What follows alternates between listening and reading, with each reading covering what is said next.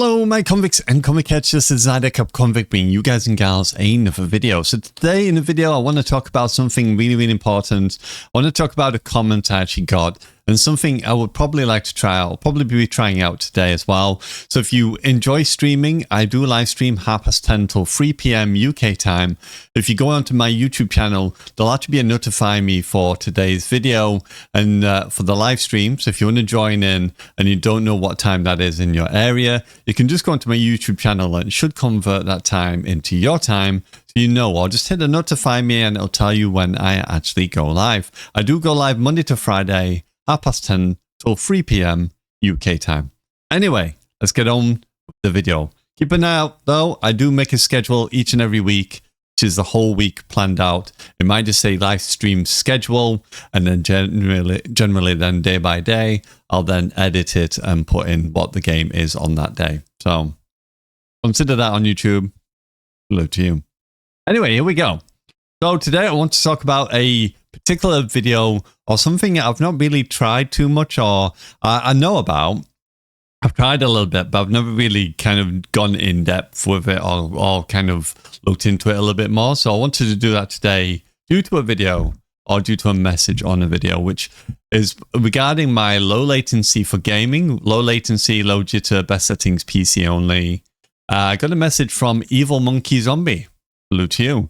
It was talking about the Qos Packet scheduler and also a client Microsoft service as well. And it said that mainly in other videos, other people in other videos, which I've heard as well, is that they've always told them to disable Qos Packet scheduler and the other items on the front. What that looks like, if I show you, is basically the beginning box like this. And basically it tells you here. So the one he was on about is this one at the top here. And then there's also the Qos Packet scheduler as well. Well, the top one, you could probably untick this one if you want to. I just kind of leave them on because I don't see the point of removing them, but you can remove it if you want to and take the tick out of the box. This is just basically client for Microsoft Networks. It's basically Microsoft Networks, and it's from what I've read, it's regarding PCs being connected to each other. So it's not anything to do with the internet, nothing to do with your connection. It's just basically a cable going from one PC to another PC. That is what that is for. So it allows it to run on the Microsoft network when it's connected to each other via a cable. So, you know, if you want to keep that on, take it off. It's completely up to you. That's what I read. But that's what I assume is what that does. However, obviously for packet schedule, if you want to follow today's tutorial, make sure this is on because you will need this. So make sure this is ticked on and then we can continue on the video. So when he was talking about the Qos scheduler, he was asking what's to disable on here, and I explained it a little bit, but it kind of then went in my head and I was like, oh, okay, you know, maybe I could do a video on this. Maybe this would be interesting. So thanks to Evil Monkey Zombie, we'll do that video today. So without further ado, here we go. Let me move the screen out of the way because we've got all this rubbish in the background that's kind of going on about Dr. Disrespect and everything else and blah, blah, blah. Anyway, so first of all, you want to go here and you want to go and find something called Edit Group Policy or Group Policy Editor. You can just go in here at the bottom and just type in group. If I could learn to type, that would be nice. And then just click on Group Policy Editor, and that'll bring up something that looks like this. And once you've got this open, what you've got here is an ability to do something that routers can do. Now, if you are like me and not using a router, or you've got a router and it has very poor QoS, which I believe the Connect Fiber one isn't really particularly that great either. You've either got high rate, mid rate, or low rate, but that's all it does. And what it does, it only prioritizes that device. It doesn't actually prioritize on a much deeper level, which is application level. You want to be doing application level, a bit like Neduma R3, which has a special AI or special software within it that obviously detects games when games are playing, that it should prioritize the packets to this game, and so on and so forth. So this is another way of doing it, and it's doing it from PC level, and it's using your PC a bit like you would do with a NetDuma R3 or a router with really good QoS to it. So if you don't have a fancy router, you can use this and it'll help you out to do that as well. So how do you do it? Well, you come here to the local group policy editor, go to local computer policy, and then you want to go to Windows and touch the drop down here, and it'll give you some more items here. And then you've got policy-based QoS. As you can see, I've already got some here I've actually put in the box. Now, two things that are new I'm trying out today is this one. This one you can generally leave as blank, but I have tried something. I'll talk about that in just a moment. So all you need to do is, if you're wanting to add these, what I'll do, I'll remove the COD one. We'll delete this one, and then we'll do COD, and I'll show you how it works. So you come here, you go to action, you want to create a new policy. Create a new policy, you want to give the policy a name. I'm going to call it COD. You want to specify a DSCP. Now I said leave this as blank. I'm actually going to put something in here at the moment, which is 46. I'll explain what that is in just a moment, but generally you can just leave this as blank. So you don't need to put anything in at all. Just click next. However, if you want to do that, follow what I'm going to do in just a moment. I'll explain what that does. So click next. You want to then go to it says only applications with an executable name, if I can even say that. This basically means that it'll only run this if it is this particular program that is running at that time. So to find out what the program is, we're going to demonstrate by going onto Steam. So let me just run Steam real quick. Real quick, Steam, you know the word quick? Right, so once you're here on Steam, you want to go to library, you want to find the game in question, click on it, so you go to the page. You want to then right click, you want to go to manage, you want to browse local files. Click on that, and it will bring you here. And then you want to go find the exe file that's going to be running at that time, which is going to be the cod.exe. Now, if you're on Windows 11, I don't know if you can do this on Windows 10, you can click anywhere on this bar here, and you can see it's automatically highlighted exactly where the file is up to HQ. However, you can see it's not showing the end bit because you need to have the cod.exe added onto the end. So all you need to do is just basically fill in the missing gap. So put a slash, and you can see now it's telling me a whole list. And all I have to do is just type in exactly what it said. So it said cod, and just copy exactly what it says. So cod.exe, like so. Now don't press enter or anything. All you need to then do is hold left click and drag and highlight, Control and C to copy, and then you can close that down.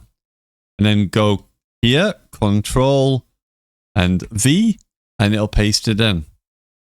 So that'll paste it in. There is some other programs that you can do. For instance, if I go down to OBS here on my left side and right click, you can come here and you can actually go to properties, and it'll actually give you the actual full destination right here. All you have to do is just make sure you take out these little speech mark, these little emphasis marks, or whatever you call them. I always forget what you call them.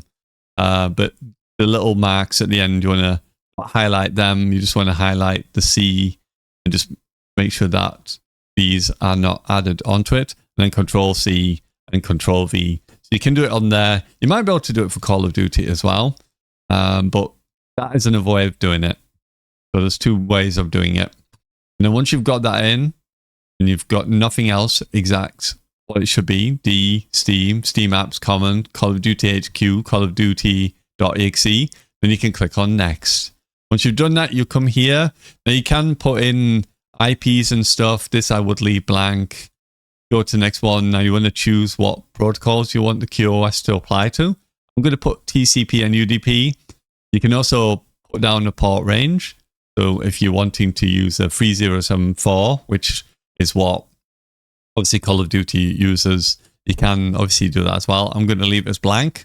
because it already knows the program, so it's going to specifically apply to that program, but to any ports using under that program. So you can just use from any source port and any destination port, because the QoS will know it's that executable and it's only applying to that executable anyway. And then click finish, and there you go. So you need to do. Once you've done that, it will actually apply a throttle rate of -1. Now for this, the DSCP, I want to talk a little bit about this because I actually have never used this. I usually leave it blank, like I said. 46 is apparently something you would use for very high sensitive or data that needs to go out immediately. And how I found that out is I actually went over here and I went to this. I'll put this in the description for you so you can find it and read it yourself if you wish to. It's from CBT Nuggets, and it says, what is the different service codes point for a DSCP, which is obviously what we've done here. So if you go here, it'll talk a bit about the quality service use. It'll tell you what is described as managed unfairness. And for example, it's used for VoIP packets should be prioritized over email packets and stuff. So it's basically doing it on an application level. Like I said before, some routers only do it device level, where they'll only prioritize the device. Obviously, if you're on a console, it shouldn't really matter, because obviously console's only designed to do one thing, and that's obviously play games, and that's generally it, and download games. So obviously if you're having any issues, you should stop downloading games and just play games and then download that game afterwards, so on and so forth. You get the idea. That would probably need more something from a router level that could prioritize that particular device over every other device in your home if you're going to do it that way, sort of thing. This is obviously a PC that can do multiple different things. It can email, it can do YouTube, all these other different things that are going to fight for superiority on your system. So yeah, you choose obviously what's best for you. So here it's going to go into reference in regarding to the different codes, because there is different codes a DSCP you can use. I don't know if this is like a in-depth version of showing you all the codes, but one thing it does talk about is expedited forwarding, EF, and that is known as DSCP 46, which is what we put in, as you can see here on the policy editor, 46.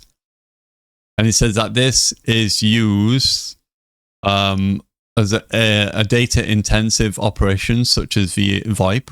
And VoIP and media streaming and or gaming is obviously something you would want under DSCP 46, because that will make them the highest priority over everything else in the system. They have to go out straight away. No matter what, they've got to go straight away. And then you've got assured forwarding, which is the AF class. And then you've got the different ones here. And it gives you a DSCP of drop precedence.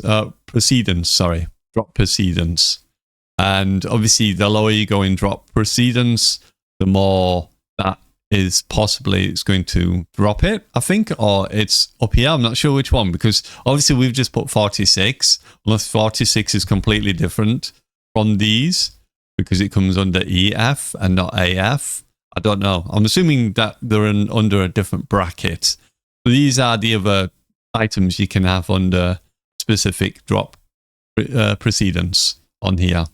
And it tells you then a bit about what drop precedence want are IP packets with the lowest lowest possibility of being dropped, meaning they have the high priority drop precedence for. Precedence for means they are most likely. Okay, so it's explaining it here. So number one are packets. So drop precedence 1, these ones up here. These are the ones with the lowest possibility of being dropped, meaning they have the highest priority. Drop precedence 4 means they are the most likely to be dropped. Multitude of levels of assured forwarding provided administrators with granular control over network precedence and priority. So if you want them and they're not super priority, not like super important, say for like emails and stuff, you can give them drop precedence 4, and if you want them to be super prioritized, then you give them a drop precedence of 1. And then, like I said, it says on there 46, obviously, for if you're wanting it to be like super sensitive data that needs to go out straight away, then obviously you would give it 46.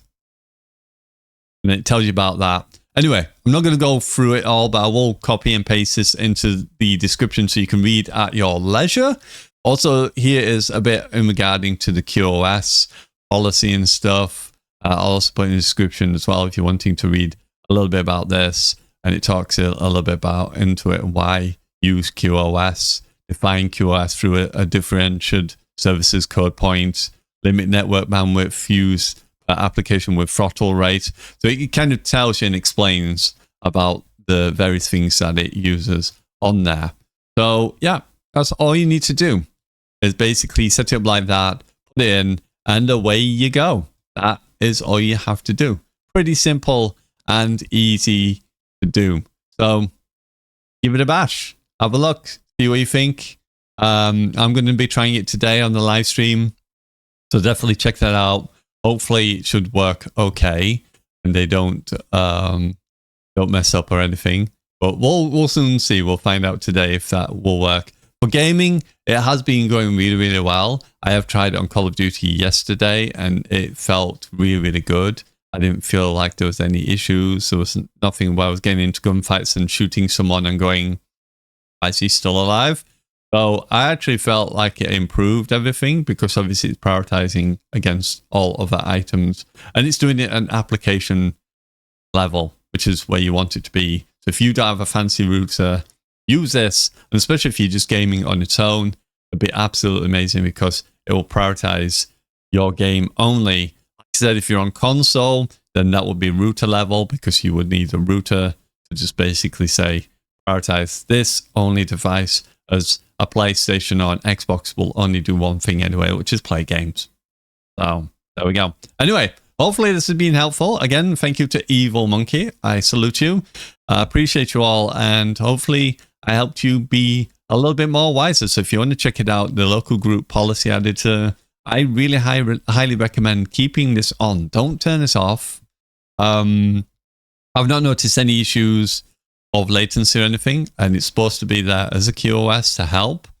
So give it a bash. If you don't like it, you can always delete them and leave it there. If you have any problems with finding, or say you've got a Windows version that isn't Pro version, you may have to go and find a way to put the group policy editor on your Windows, because not all Windows versions have this.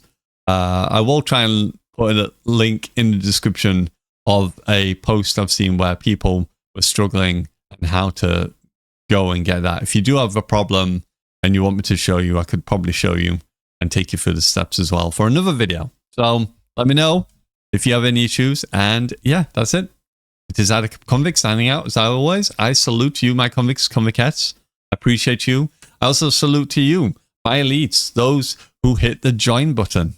Not the subscribe, but hit the join button, or hit subscribe and join, obviously, which is what most people generally do, because they help to support me continue by paying $1.99 a month. That's all it costs to join here to be an elite, and it gives you access to emotes, badges, giveaways, and charity work is what I would like to do for the future. Also helps me to buy new equipment, helps behind the scenes with just general internet bills and stuff. So I appreciate all those that do support the channel. Again, hit the join button. It's $1.99. I appreciate you. Salute to my elites. Stay beautiful. Stay elite. Stay you. And thank you very much for your continued support. And yeah, that's it for me. Bye for now.